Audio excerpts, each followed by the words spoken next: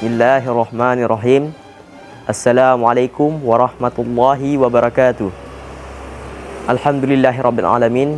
Segala puji bagi Allah yang telah menghidupkan kita, memberikan kita kehidupan, dan kelak akan mengumpulkan kembali kita di hari akhir. Salawat beriring salam tak lupa kita kirimkan kepada junjungan kita Nabi besar Muhammad sallallahu alaihi wasallam, keluarga, sahabat, dan seluruh umatnya hingga akhir zaman. Sahabat Msenda yang dirahmati Allah, kehidupan dunia ini bukanlah tujuan akhir. Dunia hanyalah tempat singgah, tempat kita menanam amal, sedangkan akhirat adalah tempat kita memanen hasilnya. Di hari kiamat, manusia tidak lagi dibeda-bedakan dari hartanya, dibeda-bedakan dari jabatannya maupun keturunannya, melainkan yang membedakan manusia hanyalah iman dan amal solehnya.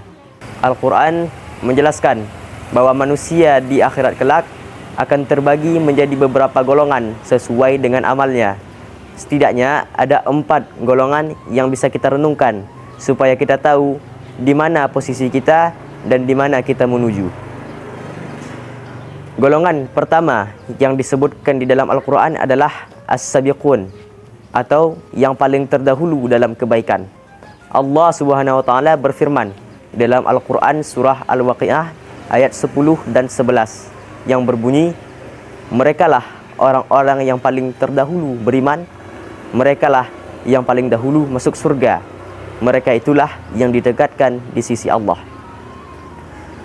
Mereka adalah orang-orang yang berlomba-lomba dalam kebaikan, yang paling cepat memenuhi panggilan Allah, yang paling ikhlas dalam beramal, dan di akhirat kelak mereka ditempatkan di posisi yang paling tinggi di sisi Allah dan surga yang paling utama kenikmatannya. Dan golongan kedua yang disebutkan di dalam Al-Quran adalah golongan ashabul yamin, atau golongan kanan.